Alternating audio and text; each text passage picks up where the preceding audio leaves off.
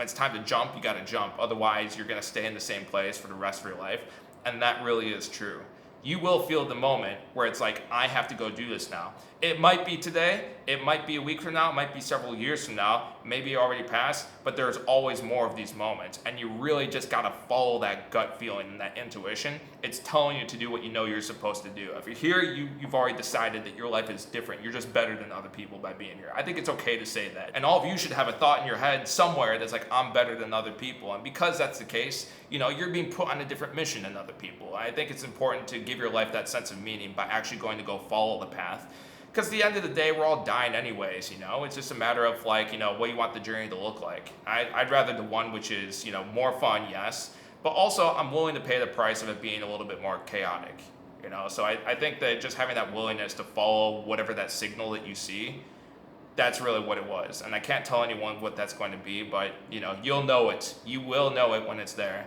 Go follow it when it comes to you. Thomas, does anybody have any closing questions? Thomas, do you have any closing thoughts? How much time do I got here? You cut me off I can go as long. I'm chilling. Nick has a question. All right, cool. I love questions. I'm good on time. I'm straight. Cool. I love answering questions because now I know what the hell you guys value. I just threw everything against the wall, so now I get to see exactly what's sticking here and get to hear from you guys. So I'd love to hear your questions. If you want to start with Nick. What's up, everybody? Dude, Thomas, you have a super interesting story, man. Very inspirational. That's awesome. Came from out of the ashes. That's really great. Yeah. Especially for what you've completed and what you've done so far, man. That's awesome. The last thing you said that we talked about we talked about the call to adventure and the uncomfortable jump that you have to do. Totally resonated with me, man. I'm about to leave my cushy lifestyle home that I have here just north of Austin. I'm moving down into Austin to kind of chase that dream, chase the unknown. Nice. To continue DJing and producing and be in the scene. So that definitely resonated with me, and I really appreciate you kind of tripping on that topic. So cool. The two of the things that I wanted to ask, and I'll try to tie two of my questions in together. Sure. We talked about music before and how you just showing a consistently every single day put you as first chair in trumpet, and you're like, okay, cool, we progress from there. If you were to look at, growing music or like your brand as a business, and you had to continue that consistency, what would be the best way to just to continue to progress that forward? And just to give you a little bit of background, like what the question is in my mind is like, okay, I want to be a world-class DJ and a world-class producer to make music for everybody, to be traveling around the world, to be going on these adventures, playing for people. And I've just now started, so it hasn't even been a year yet, but we're starting to see, good progress in certain directions. I think not where I want to be at all, like very, very low. I think from, starting point to now, it's almost been 9 to 10 months.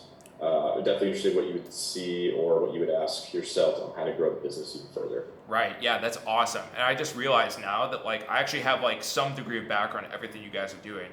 I spent many years doing sales. I'm still doing now. I actually I'm one class away from a computer science minor, so I know a little bit about sort of creating object-oriented software. And I've 15 years into playing trumpet, semi professionally as well as even professional levels. I did get to meet a lot of people and get to kind of dip my toes into that industry as well. Philadelphia, where I was at, it's very, very strong sort of electronic music scene, very, very good for DJs, very much like the underdog city. But to your question, there's really two components to think about this. I think that there's one size fits all that sort of gets stuck when people think about performing well, becoming an expert at something. There's almost I don't even know if there's words that will convey this, but let's put it this way. There's the convergent aspect of the things you can think about things like basketball or tennis or being a professional violinist, where it's there's a very clear outcome to each of those skills, and you just have to get really, really, really, really, really sharp at the craft. All right, so there's that. And then there's almost these divergent sort of paths, which is actually reflective of most of the work these days, given that a lot of our work is getting more and more outsourced by machines. And that is having flexibility of being able to shift in and out of different things. Growing a business, that's not something you could practice every day. It might be, but it gets practiced through your direct application and engaging with it. It requires, today maybe you have to be on calls with people. Maybe you have to be, creating FaceTime between you and an event somewhere. Perhaps you need to be making connections. Perhaps you need to be, maybe going back to your craft and spending time, sharpening it even more. The same way that when it comes to leadership, for example, there are things we could do to build up a leadership craft, but they also say you need to be reading a lot, because people are leaning on you for expertise. It makes you a better listener, makes you more empathetic, all those things. The same way that you're going to be building the business, you need to craft time to actually work on your craft. Otherwise, you're a DJ that's this good, okay? Perhaps if you're just getting started, then maybe that's sufficient if you find that people are really catching on very quickly to what you're doing. But you also want to grow your craft. You ever heard the stories about how the Beatles became as good as they got? They were essentially this is featured in Malcolm Gladwell's Outliers. The rule where the 10,000 hours thing came from. I believe that they collected their 10,000 hours from something called the Crucible in Hamburg, where they were playing upwards of something I think they got their 10,000 hours of performance in 2 years' time. Which, just think that through, that's a lot of FaceTime and a lot of playing and performance time every single day. If you're to ask me how I'm going to go build a coaching business, I want to be talking a lot just like this because I'm sharpening my craft. You should be too. That being said, very easy to get stuck in just doing that. You got to go and make the connections, all right? It's just like running the business. I asked Jose, I was thinking about the business I was going to do, something along the lines of mental defense. I was thinking of applying the model of self-defense to your brain. So not only how to build self-confidence and esteem, but also protect it. Turns out this might just be a freebie product I give out in addition to whatever else I do. But what Jose was telling me was that at the end of the day, you're running a business, and a business is a business one way or another. Which means what? You got to know your books. You have to invest. That's called capital expenditures, right? Whether it's in the form of upgraded equipment, whether you think the equipment's good, but you want to spend time actually investing in networks, networks where you could get FaceTime with different people, have different access to different people that can offer you different sort of opportunities to give you the opportunity to present your product. Research and development is just time into your craft. Marketing expenditures, which is essentially how many people can you get in front of, to present your offer, whatever that's supposed to be. Your offer is what? Is it's hard to pitch, music without actually performing, which means you have to do a lot of performing and you have to, be making a lot of partnerships and connections. I'd be spending, I would carve out a certain part of my day to think about, okay, let's go build this craft right here, whether that's 1 hour, 2 hours, 3 hours, whatever that is. There's really kind of a cap that someone could do. I think you had this experience where essentially there's only so much you could do in a day before your brain turns into scrambled egg, and then every hour you spend after that is just marginal return. That's a good opportunity to have time for working on the craft, but definitely be doing good marketing. Good marketing for you means I want to make as many connections as I possibly can with the right people. I want to find leverage to find out what people like the kind of music I'm making. How can I make the music that's going to make the other people happy? Think about things how other companies build on their product. A lot of people, they're maybe more customer centric, where they focus on investing in the right customer and fuck everyone else. That's more of a Southwest Airlines type model, whereas they only care about the people who are excited about Southwest Airlines, and they don't really invest in those legacy carrier type customers that pay a lot of money for first class. Apple, for example, is a product-based company. They're constantly reinvesting into making their product even better and better and better and better. You have to make a decision. What sort of strategy you want to take on? How much of your time do you want to invest to improving your product? How much of your time you want to spend actually presenting that product to others? Really be making business decisions when it comes to this. But if I was you in your position, I'm going to be spending time actually crafting my music and my message. I also want to listen to a lot of other people in the market. I have to do my comparable market analysis. What type of music are people listening to? You should look up the story of who wrote Rite of Spring. Does anyone know who wrote that? I forget the guy's name. It's not Shostakovich. It's not Rachmaninoff of Spring. It's Igor Stravinsky. Rite of Spring is one of the most famous modernist type of music, not musicals, operas. I believe it was an opera. It was a ballet to have ever been composed. On its very, very first night of premiere, it started a riot, and not a good one, a bad one where they were actually gonna go kill the guy because the music was so atonal, it was so uncomfortable, it was so out there that like people were actually like getting angry like in the audience. And back then, that was a standard. Back then, if you had an amazing performance, they would clap for like 3 hours, and it would literally be 3 hours because they didn't have anything else to do with their time back then. But they actually like were gonna start a riot. A couple weeks later, they're cheering for the guy and they're hoisting him up as a celebration. I think the difference between that first premiere and the actual time where they were actually able to appreciate was their brain sort of adapting to those new sounds and realizing that there is beauty in sort of the atonal nature that he was utilizing for his ballet. The lesson here is this: is that like if you're gonna go make something, there's a level of aspect where you're gonna do something which is your taste, and there's a level of aspect which you're kind of riding the wave. You kind of have to ride the wave of what the music is doing. You're going out to Austin, expect to be doing Austin things around Austin people with that Austin sort of flavor and vibe. Otherwise, they're going to ignore you. Maybe they might even hate you unless you could find a way of consistently presenting yourself in front of people. Like, what's the saying? I think Naval Ravikant talked about this. It's like, marketing is for people with, that didn't perfect their product, and sales is for people that didn't perfect their marketing, or at least to go pick up the pieces in the meantime. I think that's probably better. Is like, marketing is there to go pick up people that didn't notice the product, and sales is there for those that didn't notice all of the marketing. So just think about these like a business owner, like that's because ultimately you are running a business. If you're wondering how guys like Diplo or Marshmallow or Zed, they got what they're doing, great product, great connections, great marketing, and then you just roll with it.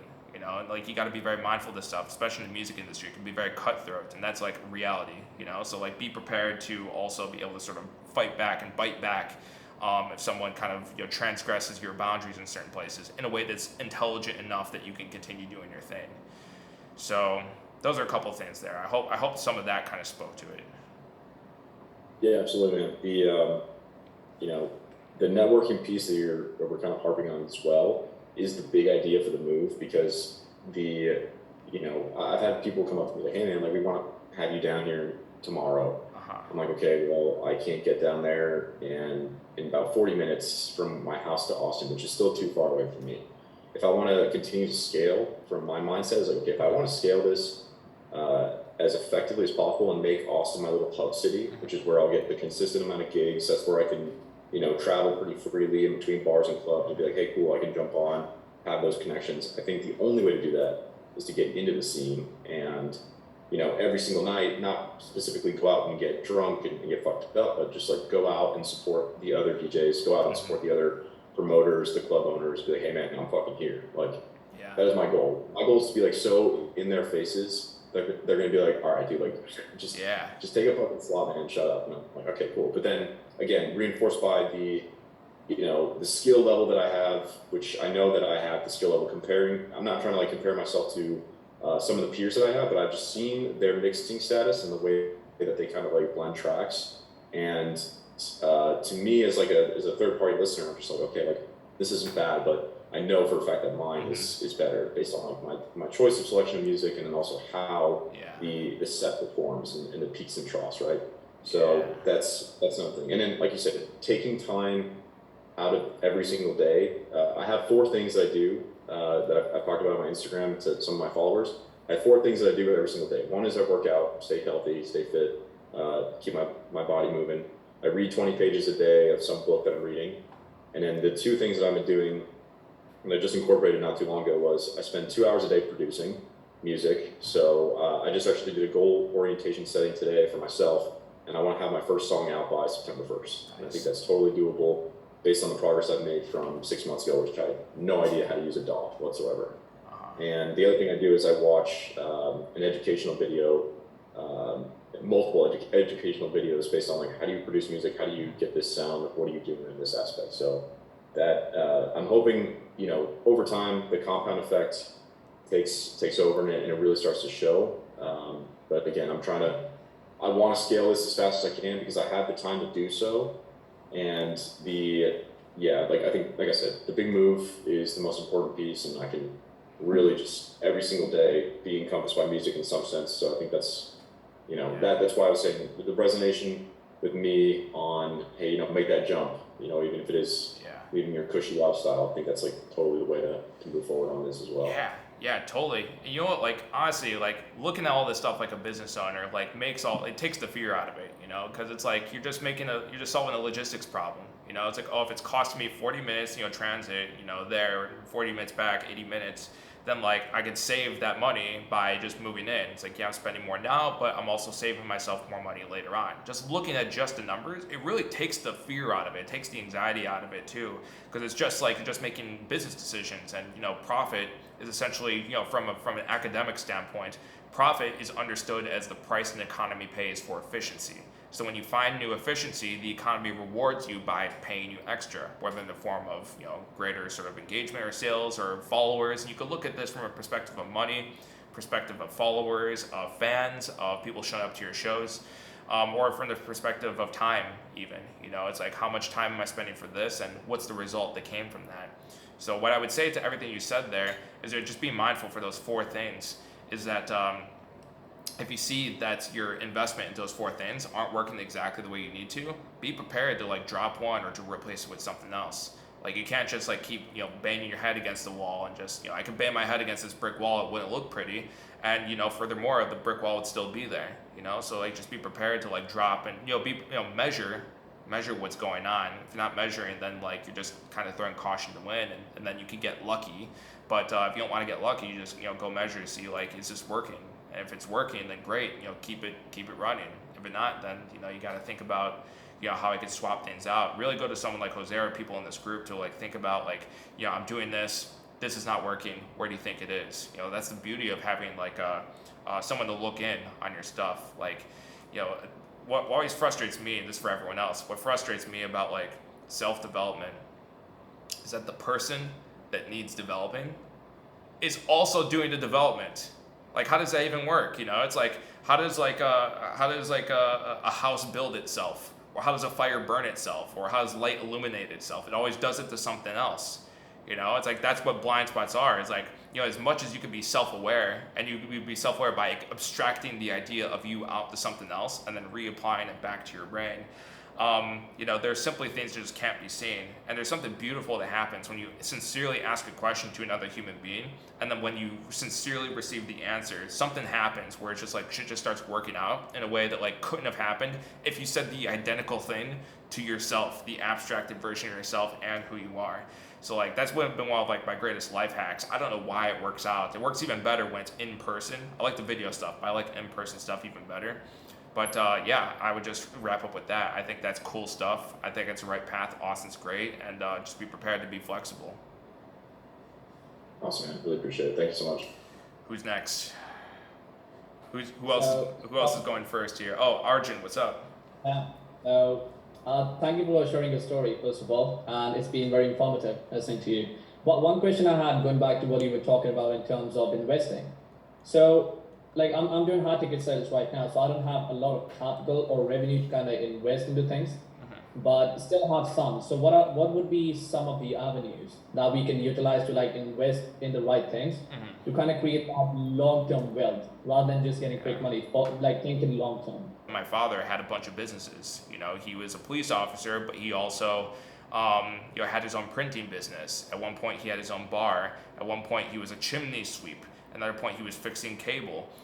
He was doing home renovations. He was flipping houses back when you could do it for like a really big, chunk of change. When those people started, they were doing things that they didn't want to do, in order to make sure that people in the next generation were able to sort of, have that sort of better, cushier situation. And I have to do my job of taking the baton and be like, thank you for this baton. Now I'm going to respect it and then go and build something with it. So what I would say to you first, Arjun, is respect the sort of generational wealth that's already been passed down to you. It may not be money. It may be something else, okay? Really respect those things, because whether you like it or not, like, you are the product of your parents and the thousands of ancestors behind you, And you've been, they passed the baton on to you. They say, it's like, now it's your turn, Show us what you got. It's like, are you gonna keep it up, or are you gonna be the first person that kills this shit for us? It's a lot of responsibility, Maybe a lot of people forget it, but it's really, really important to go and remember that.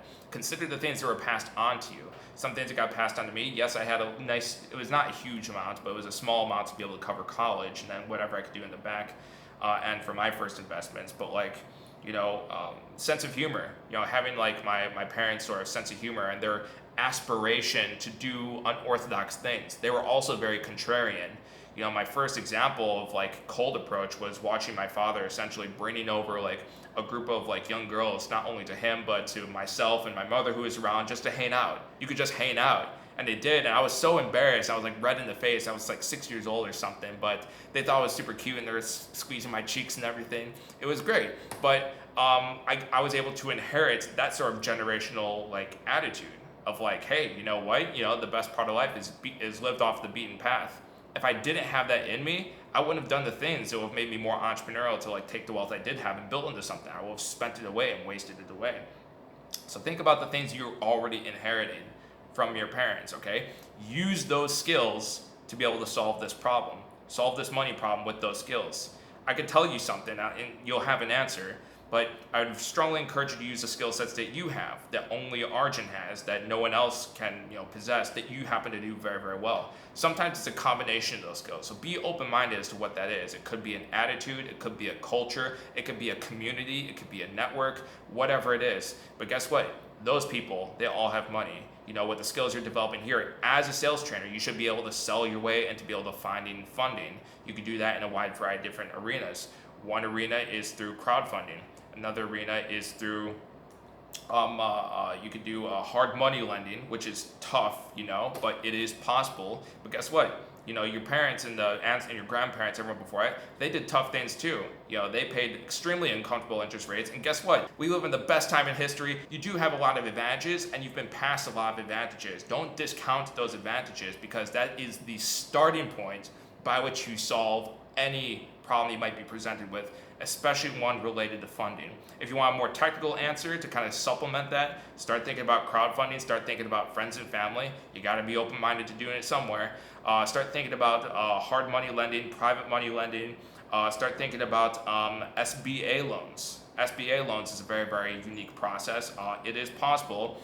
SBA 7A loans, where you can get 150,000 or more, up towards 5 million. I think after 5 million, you have to consider commercial loans. An SBA Express loan from $0 to 150,000. It's like an SBA Express. It's much easier to get approved for. Credit score required is a little bit less. In the 600s only required. Easier to get the approval done. Keep in mind, you do have to pay that money back. So keep in mind, like, it's do or die. You're going to spend that money, or else you're going to fuck up your next generation. So a lot is riding on you. So I'm trying to hit this from a number of different angles, because just the technical answer is never enough. The technical answer. You can look this stuff up. Go on ChatGPT. You can find plenty of those answers. But what ChatGPT misses is that like there's a human spirit that's like on fire that you just got to go like bring it up. Did anyone see that movie Mortal Kombat? The newest Mortal Kombat that came out? Anyone see that at all? No one watch movies? I love movies because there's so many great stories and narrative. I think story and narrative is the best thing ever. There's so many life lessons to teach us. It's like they had this thing where like Scorpion, the get over here, like shoot out the thing from his wrist. He was like traveling with this guy through his spirit, and then like his ancestors like woke up like only in moments when like he was applied under like crazy stress or pressure, or when he had to like solve something. Is like his ancestor would just like emerge like literally there to like go kill Sub-Zero or something. I'm like, that's kind of crazy. But looking at sort of like the narrative structure beneath that, like what you're seeing is like when you have to do something, when you're in a moment where like you're treading through the water and your feet can just barely touch the bottom, you're really about to do something special, because it's that sort of panicked have to type of mode that you have to kind of go tap into, that you can't tap into just consciously. You got to put yourself in that do or die type of mode. But like forcing yourself into that mode to get that type of lending, if you're approved for it, man, what a beautiful life we live. What a beautiful life we live. And you get to pass those lessons and everything you learned, not only the money, but also the cultures and the lessons down to your next generation. And they could either take it and then pass it on, or they can go fuck it up. So the choice is yours. I have a quick question. Who's up? Who's speaking up here? Anthony, what's up, man? Hey, how are you, man? I really enjoyed the call so far. So, you talked about, obviously with Nick, just the pure like construction of like working hard and putting time into things and 10,000 hours. But at least, how I'm perceiving you, and you're very knowledgeable. on a lot of different subjects, and you said, hey, I've risen to the top of a lot of different things, whether it was the trumpet or this or that. I want to know more if you have any like pragmatic tips for when you're actively working. It seems like you've really developed the skill of getting good at things. I know you said listening was a big component, but I want to know if you have any pragmatic strategies or mental things that you do, or habits or disciplines that really help you cultivate that spirit of getting good at things while you're working on it. The skill of getting good at things, okay? Like what sort of pragmatic things are we doing to actually go and get good at things, all right? So what I'm going to tell you, it seems like a mindset. I'm going to tell you how to get in that mindset, because I think when you knock this domino down, everything else falls afterwards. So here it goes. There's an aspect when I start to go and take on a project, or I take on an endeavor. I'm like, I'm going to get good at the trumpet, or I'm going to become an effective speaker, or I'm going to learn the stock market, or I'm going to learn, I didn't mention this at all, but you probably don't know Second City. Second City, the improv group in Chicago, one of the best improv groups in the world. Got trained over there through about 3 or 4 classes. What do I think when I go and take something on? Is like, there is an aspect of expectation that immediately goes into place, okay? Like, maybe I gotta go make another video about this to really kind of hash it out properly. But there's an expectation that, of course, I'm going to be the best at this, okay? Like anything, okay? Name something, okay? All of you, type something just so I have your brains activated right now. Type something, an endeavor, a domain, a career, a skill set, something that like sort of comes to mind, just anything, just instinct, 1, 2, 3, go, and type it in the chat box, okay? Like when it comes to picking up girls, day trading, sales, music production, or rapping, your first thought has to be of like, of course I'm gonna be the best in the world at this. Of course I'm gonna be number 1 at this. Okay, so that's just a statement. You're like, oh, cool, I'm gonna be number 1 at this, okay? There's something else that must happen. You know that like discomfort that you get when like, what sort of pisses you guys off? You know, it's like, what sort of things, like maybe when you see that someone's like walking too slowly, or someone's like drives in front of you in traffic and they're going too slowly, or another one might be, when you ask for something and someone gave you something else and you say, no, I asked for this thing, they say, well, this is what you get.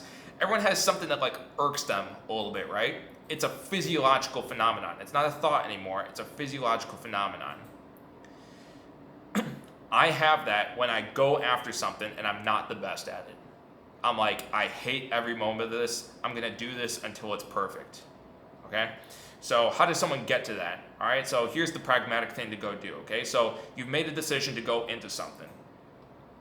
You now need to go cultivate desire. I like to think about desire as on a spectrum with desire and gratitude.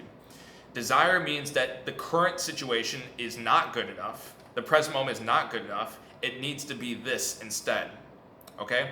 Very, very important stuff when it comes to desire. You want it so bad, you're gonna move in that direction. Present to the moment, gratitude, all that is fantastic stuff for many different situations, but not in the situation of desire. Gratitude is like wanting what you currently have. It's like, I currently desire most doing what I'm doing right now. And that can be good for a lot of things. But when it comes to actually getting better at things, you kind of need to go into this headspace of like, I'm extremely uncomfortable because I'm not good enough.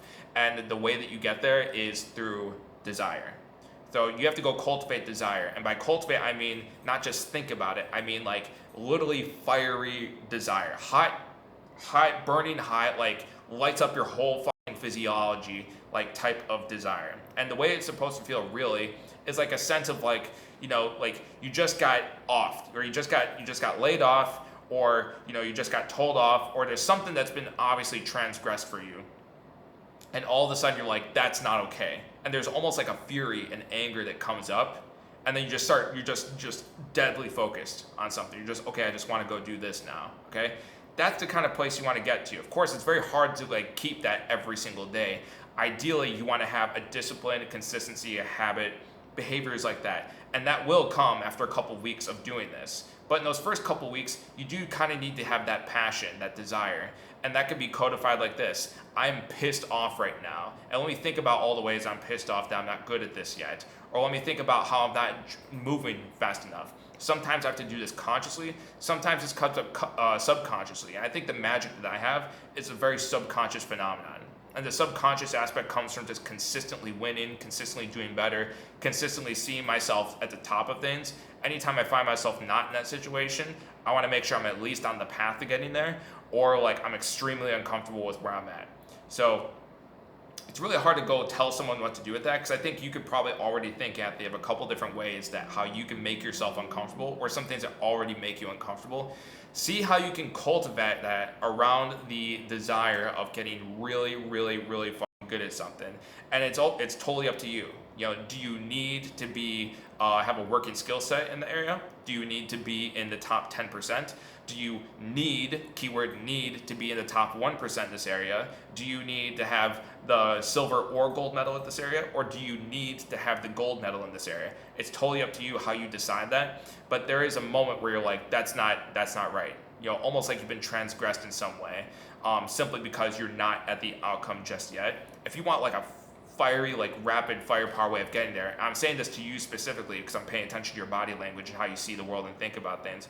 That's something that might be very useful for you. And when you do this, it's just like when you go to the gym. You forget going to the gym, or you forget to go take a shower. Guess what? You stink and you're weak. Like, this is like a similar type of practice you can go do like for your brain. Literally take like a minute to like close your eyes and literally just think like, okay, let's cultivate this desire. Let's create this want. Let's create this need. Let's create this discomfort around the present moment. Let's get away from the presence of the moment. Let's get towards, you know, the outcome that I'm looking for, and let that consume every aspect of me to a point it becomes obsessive. You only need to do that for about like a week before your brain understands what's going on, and you can really get into it. And then you don't even need to do that after a couple weeks, because now you've developed this one in the habit.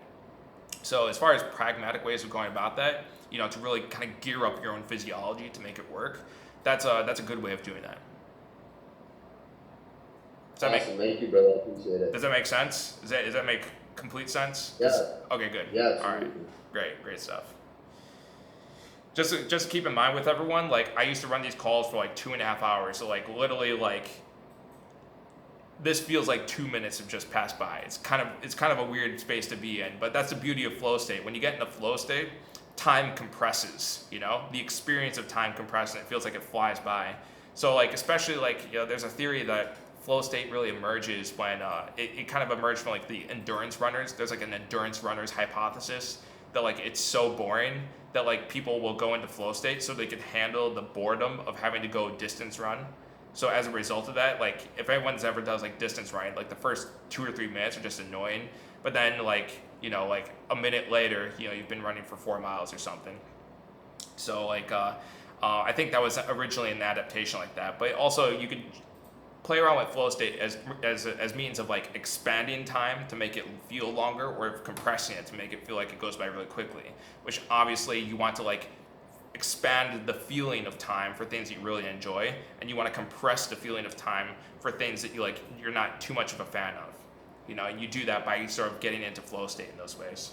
Touching on earlier, you said you figured out triggers to make what people buy in sales. Following with figuring out what you think, how your brain works. My question to you is, do you have any exercise or tips to working on this deeper? Great stuff. Do you have a point to get you to the point where you think, oh, okay, this is how I think moment. I assume as you progress, this will change, but how you're caught up with yourself, if that makes sense. So understand, for starters, a lot is figured out in just experience itself. If you know, suppose, you know, take your favorite multi-billionaire, you know, whoever that is, and you gave that person, you know, if it's Elon Musk, you know, for example, or Jeff Bezos, you gave them the manual and say, hey, here's how you go make $1 billion, you know, 20 years from now. You gave them the manual, and then they had to repeat it to a T. If you gave them the actual instructions to go do and to go repeat it, they're not going to get the same outcome.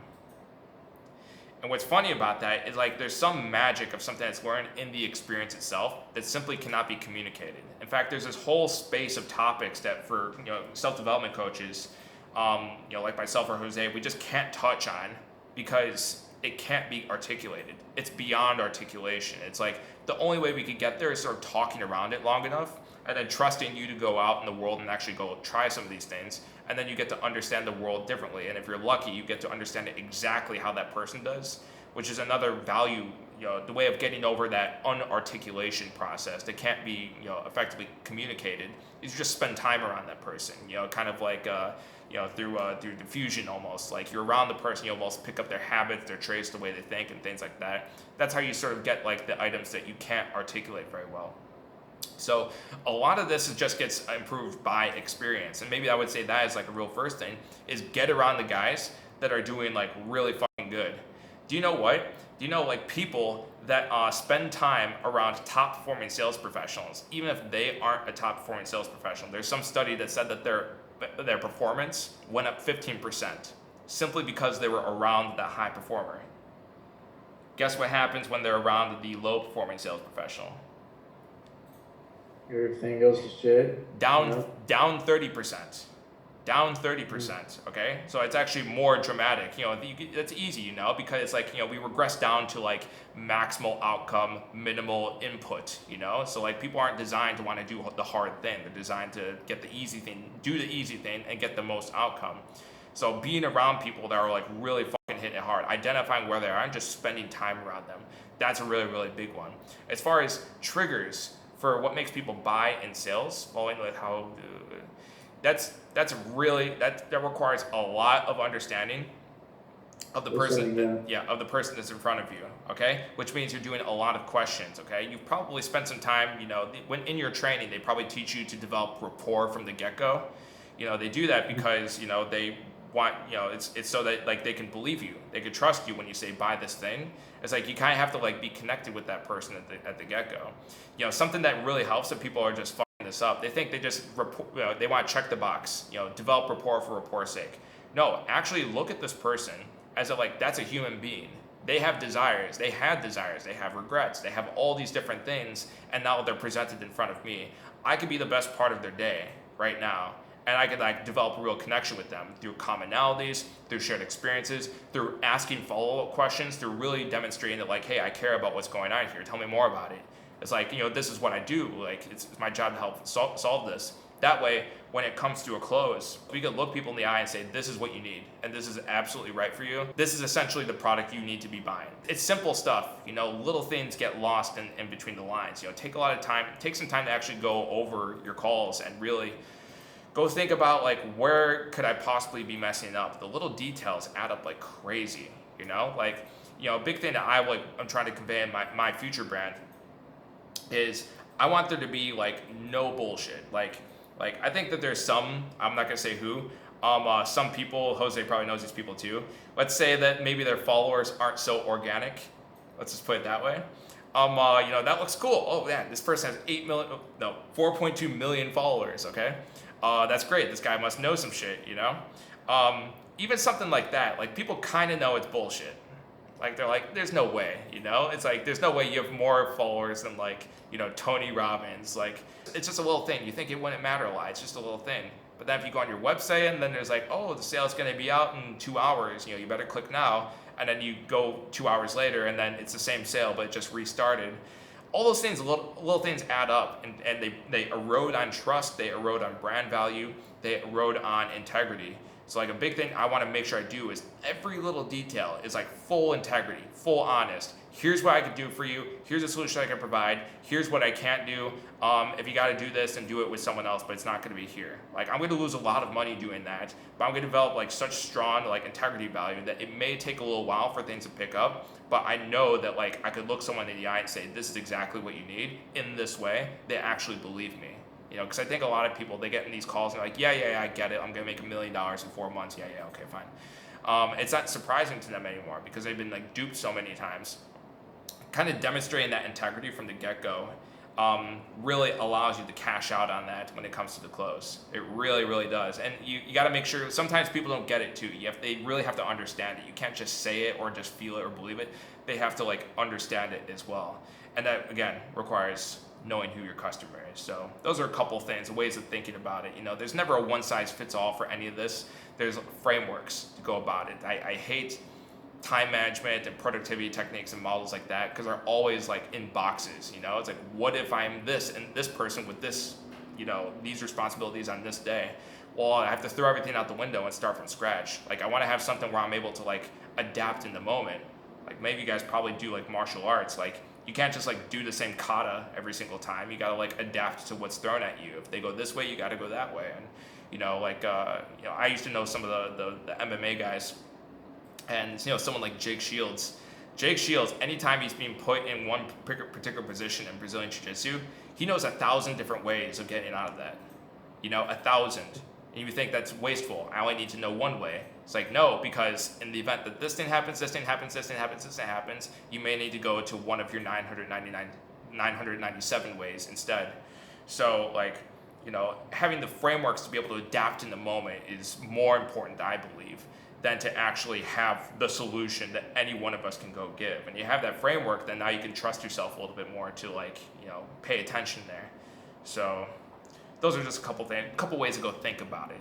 If you could go do that, really just understand, if nothing else, the little details add up so much. Like really pay attention to them. There's a reason why 2 or 3 star Michelin restaurants are 2 or 3 star Michelin restaurants. It's because when someone places a fork on the floor with no noise being made, within moments, someone is there to pick it up and get someone a new one. On the right-hand side, which is the right area for them to go use a fork, or on the left-hand side. Sorry, left-hand side for fork, right-hand side for knives. But things like that, it's unreal. But that attention to detail, that's where all the fucking money is. It's really simple stuff, but people forget to do it, and I think they forget because people are just kind of in those moments are very much rolling off their emotions and off of their instinct in those moments. So you really have to have that sense of being emotionally motivated, and involved in that we are not going to eat tonight if we don't do if we don't put the pen next to the right side of the paper as opposed to the left side of the paper, or that we don't have the QR code for the Quicksilver cards available. It seems ridiculous, especially to the guy that Jose was talking about, right? He's he's getting mad because he's getting mad at him. It's bro, it's you're wasting money by talking to me right now. We're literally firing it. Yeah. Yeah. It's the details again, Are you in an environment, what's your desk look like? Is there clutter all over your desk, okay? If you want to get into a flow, get rid of the clutter, because your brain is processing these little things. If we're going to believe that Jordan Peterson says clean your room, and as a result of that, you can have a better organized life, then by consequence, if you have a dirtier space and a more cluttered space, you're going to have a more cluttered life. These little details, they add up. Your brain picks up on it. You could, if you go out and you say, I'm going to go out party tonight, but you left your laundry on the floor, your brain at some level is still processing that. It's still processing that I left that one piece of laundry on my floor. So the little details matter there too. The high ceilings. I'll give you a sense of this flow state stuff. It's basically the way the psychologist, his name is impossible to pronounce, Mahai Csikszentmihalyi. When he came to our lab, we just call him Mike. But Mahai Csikszentmihalyi, the coiner of the word, the phenomenon flow, essentially said, okay, it's essentially when you find yourself in a place where the challenge level of the thing that you are engaging with is just beyond the skill set that you have capable of actually tackling that challenge. So this challenge is just beyond it, and it kind of puts you in this level of engagement where it's you're constantly tripping over yourself, and then your brain sort of hooks up into this sort of sense of flow, which is what they're calling it. If the challenge gets too high, you get into a place of anxiety and overwhelm and frustration. If the challenge starts going low, you're back in flow, but now you're in a sense of control. Now you're in a sense of apathy, maybe a sense of boredom when it gets too low. If your skill set is too high relative to the challenge, you get bored. So you want to find where those match up. Sometimes you can't change the challenge, you change your skill set. Where you can't change your skill set, you break the challenge down into more digestible pieces. That's kind of the high level view of things, okay? There's more details that are involved in here. I'll give you one of the details you actually can start using. I would have my whiteboard here, but I'll just talk you through it. Generally, when you start to get into flow state, you're where you are. It's okay, I'm not in flow state yet. Okay, so you sit down and you start working on something. Step one, there has to be a struggle phase. A phase where you're trying to do something and your brain's not quite agreeing on where the challenge skill level is. I'm not really sure, but you're doing the thing that it's a little bit hard to go do. Then there needs to be something called almost a release stage. And then the release stage essentially is you're actually taking a step back from struggling. So you're only struggling for a limited period of time, and then you're actually taking a break from it, okay? A break is not checking your phone. A break is not doing something different than that work. A break is literally taking your mind completely off of everything, even to a point where you gotta close your eyes or look at a wall or look out into a distance or look at those high ceilings that you got. Doing nothing. And then after that break, when you come back, do the same thing you were just doing. What you will find is that it's a little bit easier. With it being a little bit easier, the dopamine kicks in, and now it's rewarding for doing it, and then when it's rewarding for doing it, you want to stick with it.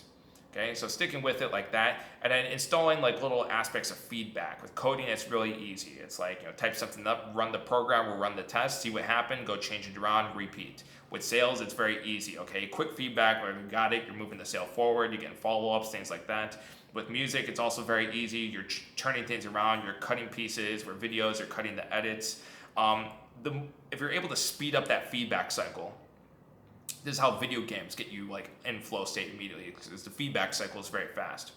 So those really two additional pieces I would add in there to like really sort of get into that space, on top of what Jose is saying about controlling your environment, because that's also like, if you're doing all this but you're not controlling your environment, you're still going to be kind of, foot on the gas and the brake at the same time. But taking a second to say, like, I'm going to set a timer for 20 minutes and I'm going to work on something. After those 20 minutes, I'm going to do nothing for 5 minutes. 0. Allow yourself to be uncomfortable, bored, whatever that is in those 5 minutes.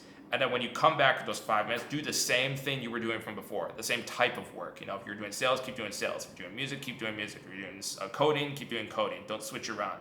Do it again. And at those points, you'll find yourself almost triggered into that sort of flow state there.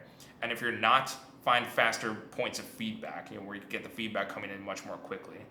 And that's a much longer discussion to go create that, but that's generally the process I use to go get into that state. For a while, I was just doing 25-5, 25-5, but I realized I was getting more and more focused as time was going by, which means that I was for sure going into that flow cycle.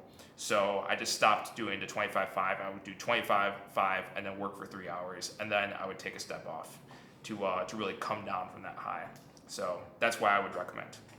I'm going to be growing, my own channel and, covering topics. I think what we're going to sort of be settling on is mental discipline, effective communication, and advanced leadership skills. And I'm currently building out right now. I don't have anything to sell, but I do have a YouTube channel where I'm just putting out free content. So like I was telling Jose from before, y'all got me cheap right now. So I hope that you enjoyed some of what I said, and I hope you can actually go utilize some of these things. But until then, go check me out on YouTube. If you add me on Instagram, I'll let you in the channel. It's still on private right now. But it was a great pleasure talking to you guys today. You guys look like you're really focused and committed and disciplined, and you're getting a little bit better every day. That's all we can hope for.